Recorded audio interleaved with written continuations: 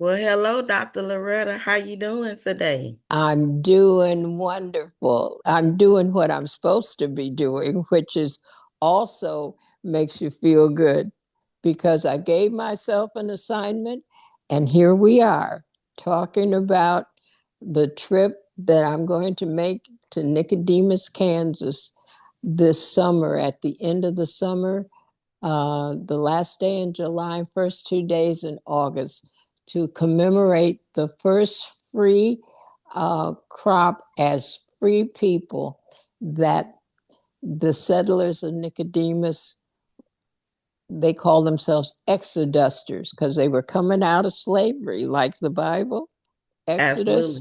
Absolutely. hmm Absolutely. And they chose to go to Nicodemus and chartered their own town, their own settlement in 1877 to have the mindset to do that because being in slavery, a lot of times that slavery mindset just cripples you and you never get over it. But honey, my folks were getting over it when my great grandfather George Warren Moore Sr. heard that he could get 160 acres for $5 over 5 years. He had to file and pay on it.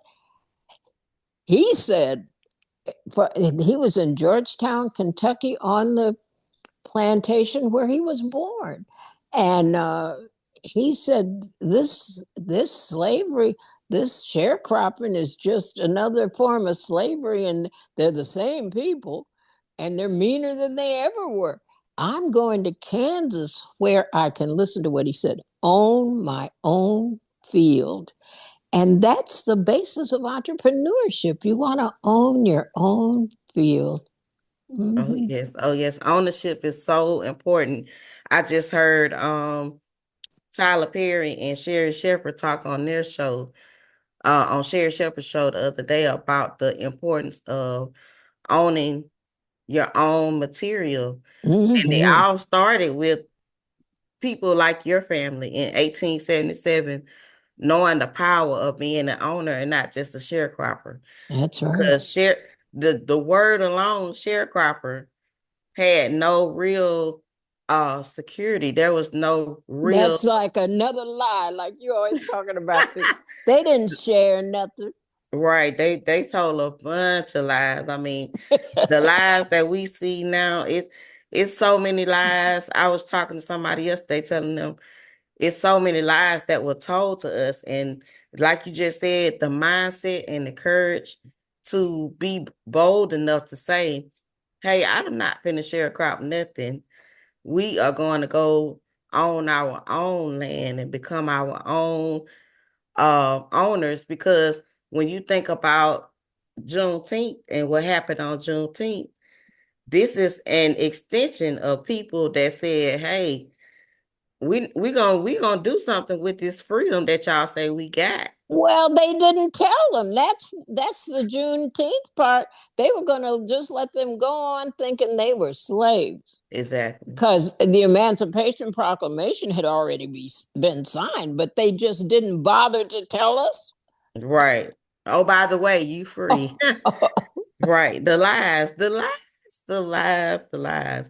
So I know you are excited to be able to celebrate Nicodemus being a wonderful place of our history for so many of us to be encouraged, because the young people. Oh, they have to know about it. They have to know. We have not told the stories properly. Absolutely. Like we have to share with them that it's more history than what you might have read in the history book. These are live, these are the best stories. I remember sitting up talking to my grandmama. She told us so many stories until we could only pass them down through word of mouth. Like hmm my mama would tell the stories she told to her. My grandma, on the days when we were sick, grandma was the daycare back then. So we got to hear all of the stories from Muddy. Muddy would tell us all the stories. And this is how you pass it down. You just keep sharing and sharing and sharing this because they can't take it away from us.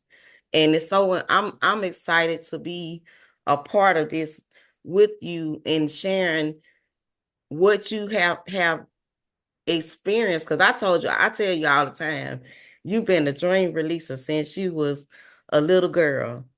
And so many people can really benefit from where you come from really knowing, look, this was in me from birth because my grandfather was what you told what's the phrase you say your grandfather said, we're not settlers, we're pioneers. Yeah, that was my mother's father, Pop Swaggerty. He said, "Don't you let these people tell you all black folks were slaves because we weren't." He said, "My name is Swaggerty because my father was born free issue, which means he was the Swaggerty father of the plantation. He was his son." See, Right. so he said, my father Swaggerty ain't no slave name. That's my granddaddy's name. He said my father was a Swaggerty. He was the son, and he married a full-blooded Chickasaw princess. She was the chief's daughter, so she had rights to property, and even with the jacked up uh, treaties, she still had rights to property because even as jacked up as they were, she was on the DAWES registry as full-blooded indigenous. And so she could purchase property, and she has property someplace in Ada, Oklahoma. We got to go find Mama's property. That's Mama's side of the family. That's the next show. I'm talking about the Moors. That's Daddy's side, and Mhm. they were born into slavery. They were born on a plantation in uh, where were they? They're from the horse state, where the uh, the Kentucky Derby. So they were born in Kentucky, Okay. and so to say to them, these two men came. Uh, Mr. Hill, that has Hill City named after him. It's a town near Nicodemus.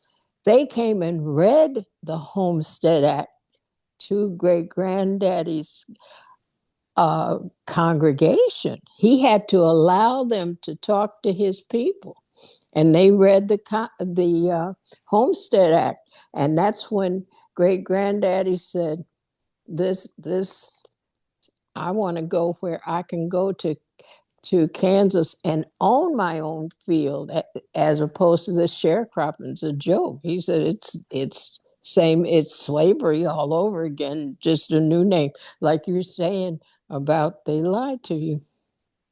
Well, that is so amazing. Just listening and hearing the courage in the story just makes me as a person to think about. I as a truck driver, I told you when I drove through Kansas, now I see a lot of space and a lot of opportunity.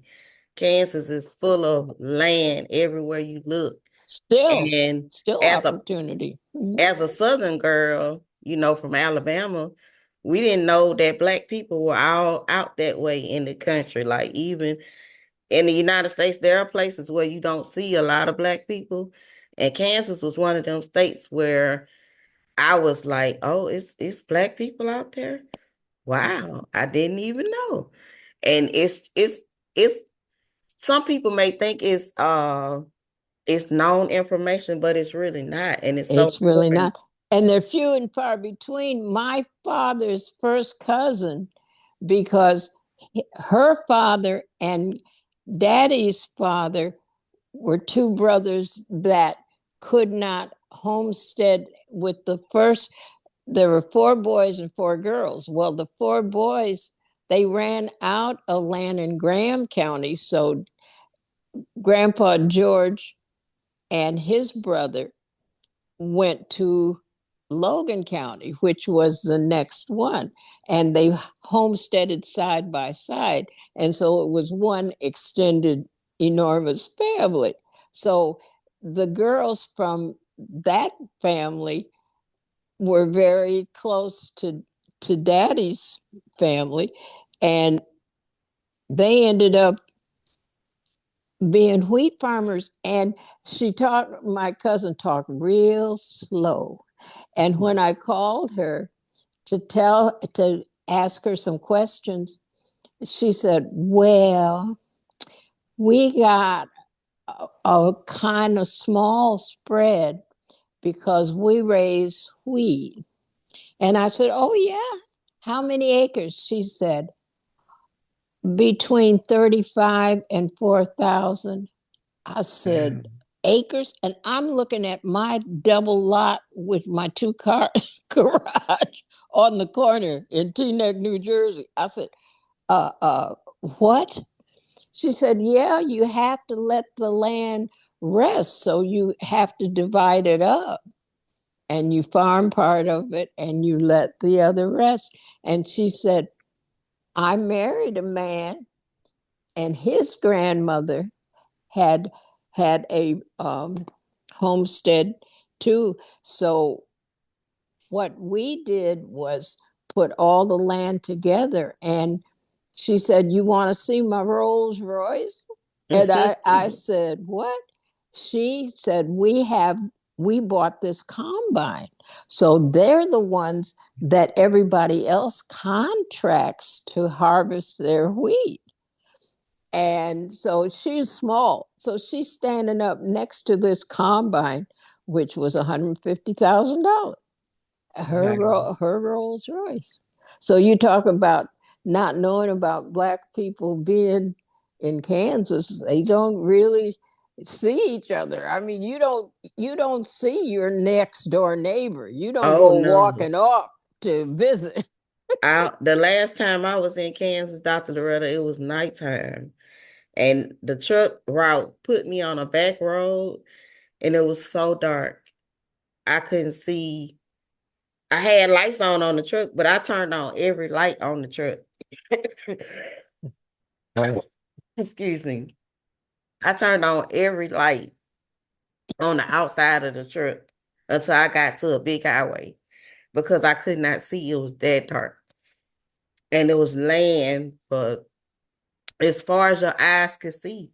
Yeah. Like it's just space and opportunity. And to think about people, to think about people actually back in 1877, they're on horses and in wagons And on foot. and on foot. Yeah, They are, the only people that got to ride was my grandma and the knee baby. Everybody else had to walk because they were driving cattle or they had to walk. that They is amazing. So tell us what happens on the celebration on the 3 days for Nicodemus. well, we try to get younger generations interested. So we try to get people to come back with their extended families so they can get excited about Nicodemus because it was a celebration of the first crop as free people. See, it was celebrating their freedom. And so a lot of family groups use that as their family reunion. They come back and it is so interesting to look around and know that you're related to a whole bunch of these people that maybe you've never even seen before. So that's exciting. And we have standard things like a pancake breakfast, and we have a parade. And it was so funny that the self-appointed historian is named Angela Bates, and Bates is one of the premier founding families, and she's been so wonderful about keeping track of people and pictures and artifacts and everything. And so when I came with Daddy and told her that I wanted to, document, she said, "We're going to have a parade, but don't be late because it ain't going to be long. Wow. you'll you'll miss it." And I was able to shoot 15 minutes. Did you go look at it?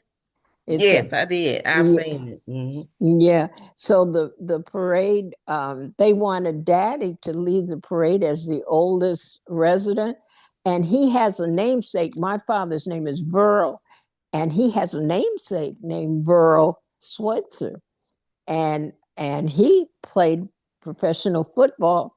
And Daddy said, "No, let the other Burl with his big Harley, let him lead the parade." Mhm. And so he did, and an Indian chief in full war bonnet and his on his horse. They were in the parade, and Daddy got so excited when the Buffalo Soldier. There's a family of uh, reenactors. You have to have a Buffalo Soldier in your family and be able to prove it. Then they give you the right to be uh, uh, in these parades. And when the Buffalo Soldiers came around behind the Indian chief, Daddy jumped up. He was excited. So, Well, that is so, it's just so amazing to know the history of where you come from and what's on the inside of you, the resilience of our people. That was the foundation to know that, we come from we come from a great stock of people who did amazing things with what they had. And they had even less than what than we have today. oh, sure enough. But they Mm-hmm. took what they They had. had courage. That's what they had. Exactly. It just shows you how far you can go with faith and courage and God. You can become a pioneer instead of a sharecropper, because your grandfather said we not going to be that sharecropping thing. Like, no, Mm-mm. that lie didn't stick with him. It didn't work from the beginning. Well, and the sharecropping, it's just what the credit is. You always never make enough to buy yourself out of it. Right. See, You'll you never just own the land. no, you're always just borrowing against the crop, and it never evens out. The store always wins. And there's so many states, from, I would say, from Mississippi, not Mississippi, but Missouri, from Missouri all the way down to South Georgia. I've been on so many highways where it's cotton fields as far as your eyes can see.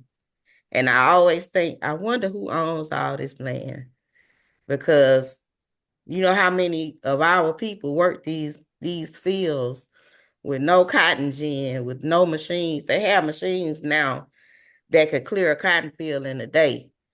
But to think about how many of our people work those fields by hand, And they don't own them. and they don't own the land. The descendants don't own the land. But Nicodemus is proudly still alive and owned by the descendants of the people that started that foundation. And so I know that's an exciting part for you. And I thank you for sharing that with us. For your production on Nicodemus, it's called You Can Come Home Again. Hmm. And And it opens up with my daddy walking down the road like he's going home. exactly. And y'all can find that on YouTube. So just look up You Can Come Home Again by Dr. Loretta Long. It's on YouTube, and you can learn more about Nicodemus there. And we just wanted to stop by and chat a little bit with y'all today. And leave some comments in the comment section and let us know if you would be interested in contacting Dr. Loretta about the celebration this summer. Yeah, you want to go? If you want to go to Nicodemus, If you got a RV or something, we're now a national park. We're in the Department of the Interior, so there are places for you to come and park your RV. And we have a pancake breakfast and good food, and end up with a Sunday service. Yeah, come on. and it's amazing. So you all are welcome to leave a comment and come and celebrate with Dr. Loretta. This summer is at the end of July and the first 2 days of August in Nicodemus, Kansas. Look it up. It's there. It's a piece of Come, amazing. come be part of history. Make Right. history for yourself.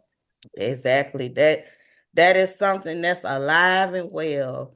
It's a living, breathing piece of history that would just make you, it makes me proud to be a young Black woman in America and being connected to someone who is directly, it's not, we don't have to go all the way to Africa No, we to don't. celebrate this history. We can celebrate and nothing wrong with Africa, y'all. I'm not coming against Africa, but we don't have to go that far. We can go right to Nicodemus, Kansas, and Mm-hmm. celebrate the history that uh, this wonderful group of families did right here in Nicodemus, Kansas. Well, and the other thing that's so cool, Barack Obama's mother is from Kansas. His grandparents, who raised him basically, are from Kansas. They live in Hawaii. They lived in Hawaii when he was little, but they're from out. She's from his mother's from outside Wichita, right there in Kansas. And that is so awesome. So I know you look forward to going to Chicago as well and connecting with the wonderful Michelle Obama and her brother Craig. And we look forward to making that connection as well for the IMO podcast because I know they would love to talk to you as well about Nicodemus and highlight those things. So we're putting a shameless plug out there. Hey, listen, for y'all that likes to spread the things around the internet, let Michelle Obama know Dr. Loretta wants to talk to her. Yeah. Well, she came to our fundraiser as our guest speaker, so I told her that family literacy was my hot button, and she said, "Well, that sounds like something she needs to get involved in." So here we go. Let's go, Let's chat. Let's chat. Mrs. Obama and Craig. Mrs. O. Mhm. Mrs. O. Well, it's been wonderful chatting with you today, Dr. Loretta. We'll be back again next week, y'all, with a new chat. So y'all stay plugged in, share the video, If like, there's something that you want to talk about, let us know too. also put that in the chat, put that in the comment section. This is a recording, so you can comment later on once you watch the video. Make sure to like, subscribe, and share the video. Leave your comments, and Dr. Loretta will be able to see them and comment back to you. So we want to make this a conversation. This is a chat. Dr. Loretta always says, this is not a podcast. This is a No. conversation. So y'all conversate with us. All right, y'all. So until next time, we'll see y'all later. Okay, bye. Bye bye. Let's get to the